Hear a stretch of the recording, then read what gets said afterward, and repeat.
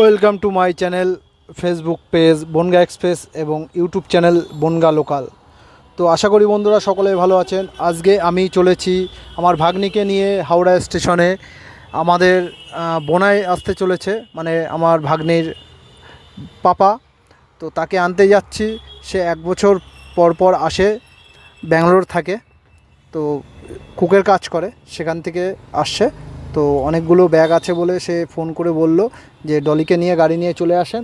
তো আমরা যাচ্ছি। তো দেখুন আমাদের 34 নম্বর রোডটা কত সুন্দর করেছে। রাস্তাটা দেখলে চোখ একদম, আর কি বলবো, সত্যি অমায়িক রাস্তা। আমাদের 34 নম্বর দিয়ে যেতে খুবই কম টাইম লাগে। আমাদের বনগা দিয়ে যেতে যা টাইম লাগে তার থেকে অনেক কম টাইম লাগে 34 নম্বর রোড ধরে যেতে। তো আপনারা দেখুন রাস্তাটা কত সুন্দর লাগছে। এই রাস্তায় সত্যিই একটা গান মুখে আসছে, কিন্তু গানটা এখন গেতে পাচ্ছি না। তো সামনে আমাদের চলে এসছে একটা টোল প্লাজা, যেটা এখনও চালু হয়নি।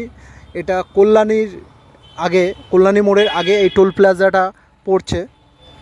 দেখুন তার আগে বাম্পারও আছে। এটা মনে হয় অটোমেটিক টোল প্লাজা। আর এদিকে আমাদের পুলিশ মামুরা পয়সা তুলছিল, আপনারা দেখলেন। কারণ কোনো কাউন্টার এখানে রাখছে না, এটা অটোমেটিক টোল প্লাজা হয়তো তৈরি করছে।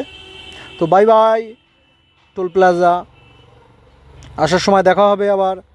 তো আমরা সোজা চলে যাচ্ছি। সত্যি রাস্তাটা, গাড়ি অ্যাক্সেলেরেটর পা দিলেই একদম আর কোনো কিছু বলা লাগে না। গাড়ির জার্নিং কম, গাড়ির ড্যামেজ কম। আমরা যে রোড ট্যাক্স দিই, সত্যি মানে এরকম রাস্তা আমাদের বনগা যশোর রোডও হওয়া উচিত। কিন্তু যশোর রোডটা কেন বড় হচ্ছে না বলতে পারছি না। যশোর রোডটা আমাদের তৈরি হয়ে গেলে আমাদের যশোর রোডে যেতে কলকাতায় মাত্র 1 ঘন্টা টাইম লাগবে, কিন্তু যশোর রোডটা তৈরি করছে না। আর যশোর রোডে প্রত্যেক দিন যে পরিমাণে জাম হয় তার কিছু বলার নেই। তো এই রোডটাও সিঙ্গেল রোড, দেখুন এই রোডটাও ভাঙাচুরো রাস্তা। ঠিক জাগলিয়া পার করেই কিছু দূর আসার পরের থেকে সিঙ্গেল রোড শুরু হয়ে গেছে। তো আমরা এই ভাঙাচুরো রাস্তা ধরে যাচ্ছি। আবার বারাসাতের কিছু আগের থেকে এটা আবার ডবল রোড হয়ে গেছে। এইটুক জায়গার মধ্যে হয়তো জায়গা নিয়ে কোনো সমস্যা চলছে, যার জন্যে রাস্তাটা তৈরি করতে পারছে না। শোনা কথা, আমার মুখের কথা না, এটা শোনা কথা, যে এই জায়গাটা নিয়ে কেস চলছে। রাস্তার 2 পাশ দিয়ে জায়গা দিতে চাচ্ছে না ওখানকার বাসিন্দারা, তারা কেস করেছে, কেস চলছে, যার জন্য রাস্তাটা ওখানে তৈরি হচ্ছে না। তো আমাদের সামনে একটা উইঙ্গার গাড়ি ছিল, স্কুল কার। তো উইঙ্গারটা যাচ্ছে, উইঙ্গারের পিছন পিছন আমি যাচ্ছি। আর এদিকে আমাদের ডলি ভিডিওটা করছে আমার ভাগ্নি। নতুন সেরমভাবে ভিডিওটা করতে পারে না। আমি ওকে বললাম আমি তো গাড়ি চালাচ্ছি, তুই ভিডিওটা কর। এদিকে আমরা বারাসাত পার করছি, জামে পড়েছি, মারাত্মক জাম ছিল। এখন পুজোর সবাই কেনাকাটা করছে, যার জন্যে এত পরিমাণে জাম হচ্ছে বুঝতে পারছি। জামের কোনো শেষ থাকছে না এখন। রাস্তাঘাটে প্রচুর পরিমাণে জাম হয় রাস্তাঘাট দিয়ে। তো যাই আমরা গুটি গুটি গুড় করতে করতে হাওড়া স্টেশনের দিকে যাই। ট্রেন টাইম আছে 4:30, কিন্তু জ্যামের জন্য আমাদের একটু লেটও হয়ে যাচ্ছে। তো ফোন করলাম, আমি ফোন করে শুনলাম, বললো এখনও 1 ঘন্টা টাইম লাগবে। যার জন্য আমি ভাবলাম ঠিক আছে, আস্তে আস্তেই যাওয়া যাক। এইটা হচ্ছে আমাদের যশোর রোড থেকে দক্ষিণেশ্বরের দিক চলে যাওয়ার ফ্লাইওভার। যে ফ্লাইওভারটা এখন বড় গাড়ি উঠতে দেয় না, ছোটো গাড়ি 2-1টা যায়। তো ফ্লাইওভারটা 2 সাইড দিয়ে প্রচুর পরিমাণে জঙ্গল হয়ে গেছে। ফ্লাইওভারটা বেশি দিন আর বাঁচবে না, হয়তো মরেই যাবে যা বোঝা যাচ্ছে। প্রচুর পরিমাণে ফ্লাইওভারটা সেইভাবে রক্ষণাবেক্ষণও হচ্ছে না, কাজ হয় না। তো কবে কোন দিন কোন গাড়ি ভেঙে চুরে পড়বে। কলকাতার অবস্থা তো জানেন, ফ্লাইওভার ভাঙার রেকর্ড আছে কলকাতার মধ্যে। তো বেশিরভাগই ফ্লাইওভার কলকাতার মধ্যে ভেঙে চুরে পড়ে। আমিও পড়েছিলাম একবার, মানে 2-3 হাতের জন্য বেঁচে গিয়েছিলাম। বেহালা যাওয়ার যে ফ্লাইওভারটা, তখন আমি ওলা উবেরের গাড়ি চালাই কলকাতাতে। তো 2-3 হাতের জন্য আমি বেঁচে গিয়েছিলাম। তো দেখুন ফ্লাইওভারটা দিয়ে যাচ্ছি আমরা। চলে আসলাম দক্ষিণেশ্বর এক্সপ্রেস, মানে কোনা এক্সপ্রেস যেটা বলে, সেই রোডে আমরা চলে আসলাম। কোনা এক্সপ্রেসে আবার গাড়ি স্পিড লিমিটও লাগানো আছে, যার জন্য বেশি জোরে গাড়ি চালানো যায় না। 50-এর ভিতর গাড়ির স্পিড রাখতে হয়। আর ডান দিকে দিয়ে গাড়ি আসছে, যেটা ডান দিক দিয়ে আমাদের একটা রাস্তা তৈরি হচ্ছে, যেটা কল্যাণী এমসে চলে যাবে। এখান থেকে এয়ারপোর্ট থেকে 1-1.5 ঘন্টার মধ্যে কল্যাণী এমসে চলে যাওয়ার জন্য এখান থেকে একটা ফ্লাইওভার তৈরি হচ্ছে দেখুন। তা খুবই দ্রুত কাজ চলছে, মানে এই পাশ দিয়েও কল্যাণী যেতে গেলে মানুষের 1 থেকে 1.5 ঘন্টা টাইম লাগবে। ঠিক এমনইভাবে যদি আমাদের যশোর রোডটা তৈরি হয়ে যায়, আমরাও যশোর রোড থেকে মানে বনগাঁ থেকে এয়ারপোর্ট অবধি আসতে আমাদেরও ঠিক 1 ঘন্টা 10-15 মিনিটের মধ্যে আমরা চলে আসব। তা আমরা যেতে যেতে অনেক কিছু দেখছি, সামনে আবার একটু ভাগাড়ও পড়বে বাদিকটায়, এই দেখুন ভাগাড় চলে এসছে। এখানে প্রচণ্ড গন্ধ, কেউ কাছে না খুলে কেউ যাবেন না, কাজ খুলে সবাই কাজ তুলেই যাবেন। এই চত্বরের টোটাল যত নোংরা ময়লা আবর্জনা সব এখানে এনে ফেলা হয় এই ভাগাড়ে। আর এটা হচ্ছে আন্ডারপাস, এই আন্ডারপাসটা আমরা পার করেই বেরিয়ে গেলাম। কিছু দূর যাওয়ার পর এই বাদিকের রাস্তাটা আবার ডানলপ চলে যায়, অনেকে জানে না এই রাস্তাটা। আস্তে আস্তে আমরা এগিয়ে যাই, যেতে যেতে অনেক কথা হবে।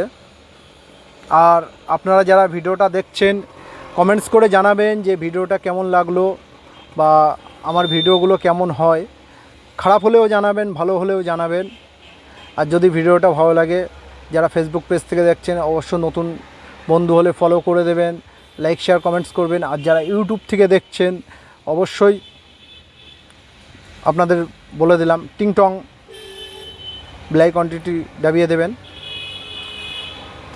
আর কমেন্টস করে কিন্তু অতি অবশ্যই জানাবেন। বাদিকে চলে গেল আমাদের যেটা টোল প্লাজা দিয়ে বোম্বে রোডে ওঠা যায়, আর আমরা এই ডান দিক দিয়ে দক্ষিণেশ্বরের দিক চলে যাব,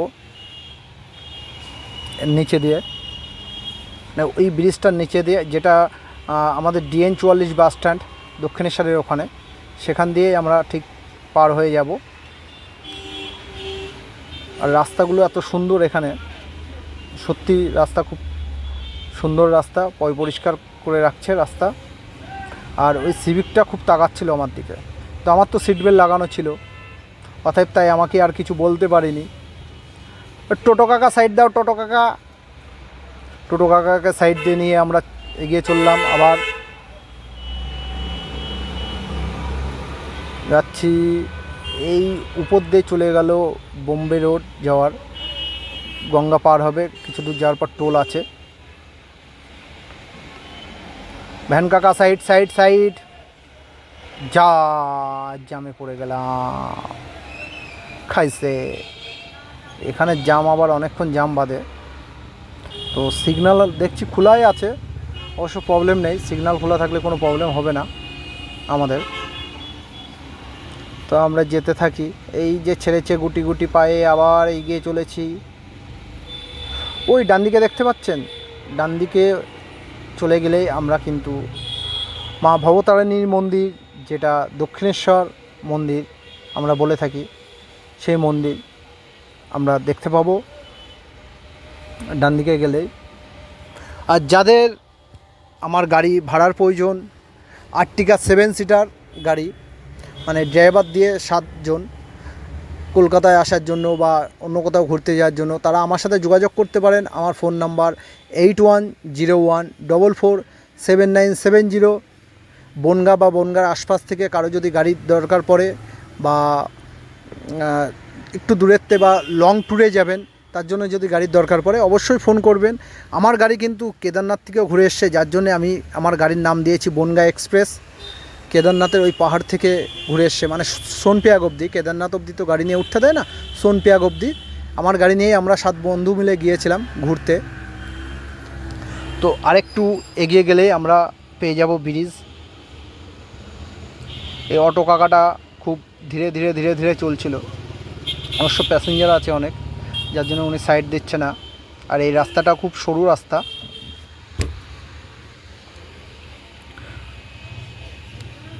এখনই আমরা মা গঙ্গার দর্শন পাবো। দেখুন বাদিক দিয়ে মা গঙ্গার দর্শন পাওয়া গেছে। আর এই ব্রিজটাও কিন্তু ইংরেজ আমলেরই ব্রিজ। ইংরেজ আমলের যেসব জিনিসগুলো তৈরি করেছে, সত্যি ওদের মধ্যে, ওরা আমাদের দেশকে শাসন করেছে কিন্তু ওরা কখনো ঘুষ খায়নি। ঘুষ খেয়ে কোনো জিনিসের বা টেন্ডার নিয়ে কোনো জিনিস ভালো তৈরি করবে না সেসব করেনি। দেখুন হাওড়া ব্রিজ, এই ব্রিজটা এতদিন ধরে টিকে আছে, কোনো অসুবিধা নেই। কিন্তু নতুন নতুন ফ্লাইওভার ব্রিজ হচ্ছে আমাদের দেশে, সব ভেঙে পড়ছে কেন? আমরা হচ্ছে লোভী, আমরা টাকা খেয়ে সব মানে কী করে ভবিষ্যৎ নষ্ট করব আমরা সেই চিন্তায় থাকি। আপাতত তো পেটটা ভরায়নি, পরবর্তীতে কী হবে সেটা পরে দেখা যাবে, সেই ধান্দায় আমরা থাকি, যার জন্যে আজকে আমাদের এই পরিস্থিতি সামিল হতে হয়েছে।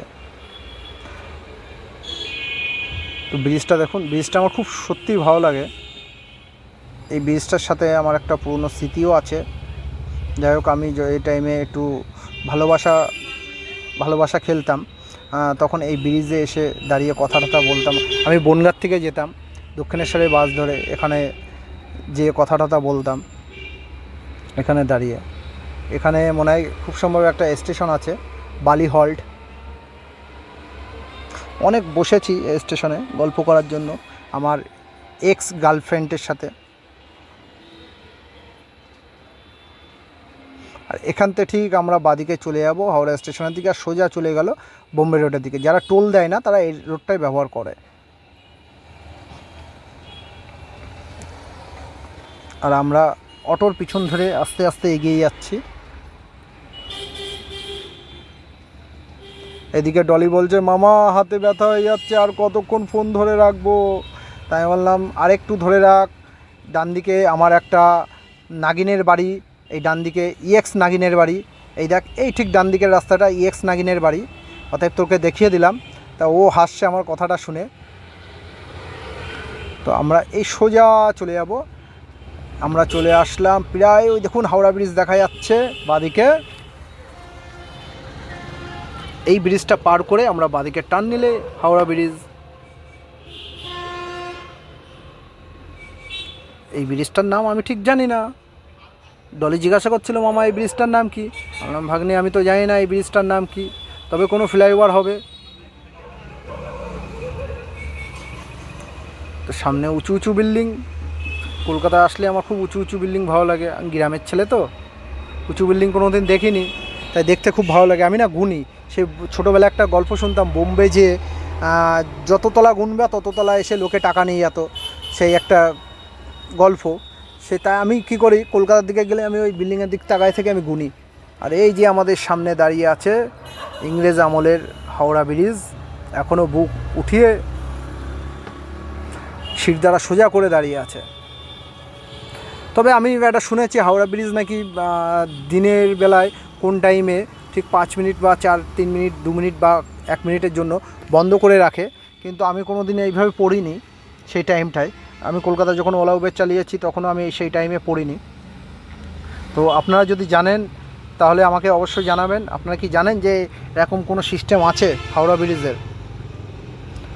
আমি কিন্তু জানি না, মানে আমি নিজের চোখে পড়েনি, হয়তো আমি শুনেছি।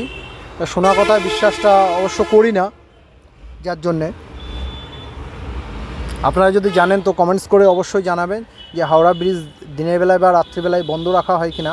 কোনো 5 মিনিট বা 2 মিনিট বা 1 মিনিটের জন্য আমরা এখান থেকে ডান দিকে টার্ন নিয়ে নেব, ডান দিকে টার্ন নিয়ে সোজা চলে যাব একদম হাওড়া রেলওয়ে স্টেশনের দিকে। তো আমার ভাগ্নে প্রথমবার আসলো, ভাগ্নি যে কলকাতা এইসব দেখতে, ছোটোবেলায় এসেছিলো আর আমার সাথে আজকে আসলো। প্রায় 14 বছর ওর বয়স এখন। ছোটোবেলায় ওর কথা মনে নেই, তো আমার সাথে আসলো। তো মামা বলছে যে, মামা হাওড়া স্টেশন এরকম, প্রথমে জিজ্ঞাসা করছিল যে এটা কি, তাই বললাম হাওড়া স্টেশন। বলছে লাল রং করা কেন? তাই আমি বলছি ব্রিটিশ আমলে লাল রং করা ছিল, সেই থেকে হাওড়া স্টেশনের লাল রং করা। আর রেলের নিশ্চয়ই কোনো নিয়মকানুন আছে, যার জন্যে রেলের বিল্ডিংগুলো এরকম লাল আর হলদে টাইপের কালার করা থাকে। তো বললো আচ্ছা, হ্যাঁ। তারপরে আমাদের হাওড়া স্টেশনের সিস্টেমটা তো জানেন যে উল্টো সাইড ব্যবহার করা হয় হাওড়া স্টেশনের। হাওড়া স্টেশনের সামনের রুলসটা সম্পূর্ণই আলাদা, রাস্তাটা টোটালটা উল্টো। মানে ভারতবর্ষের মধ্যে কোথাও এরকম সিস্টেম হয়তো নেই, শুধু আমাদের কলকাতা হাওড়া স্টেশনের সামনেই আছে। হয়তো ট্রাফিক রুলসের জন্য এটা করা হয়েছে, এমন কিছু হতে পারে যে খুব পরিমাণে যানজট হয় বলে, যার জন্য এটা করা। আর সামনে দেখুন ব্যাটারি গাড়ি। তো আমরা এখান থেকে ইউটার্ন নিয়ে এসে বাঁদিকে টার্ন নিলাম, চলে আসলাম আমরা 21 আর 22 নম্বর প্ল্যাটফর্মের মাঝখানে এসে। তো আমি সোজা টার্ন দেবো যে গাড়িটা পার্কিং করব। তো ডলি বলছে যে মামা সোজা একটু জোরে চালাও। তাহলে না না না জোরে চালানো হবে না। ও তার মধ্যে তো ভুলে গিয়েছিলাম এখান থেকে আমাদের আবার টিকিট কাটতে হবে গাড়ির জন্য, পার্কিং টিকিট। তো চলুন দেখি কত নেয় পার্কিং টিকিটের জন্য টাকা। তো আমি এখন 500 টাকা দেবো, 500 টাকার একটা নোট দিয়ে দিলাম পার্কিং টিকিটের জন্য। দেখি ওনারা আমাকে কত টাকা দেয়। গাড়ির নাম্বার জিজ্ঞাসা করছিল, তা আমি বলে দিলাম গাড়ির নাম্বারটা ওনাদের। দেখি পার্কিং কত নেয়। ওই লেখাই আছে 300 টাকা, 50 টাকা মনে হয় খুব সম্ভব বাইকের জন্যে। দেখুন 200 টাকা ফেরত দিয়েছে, 300 টাকা নিয়েছে।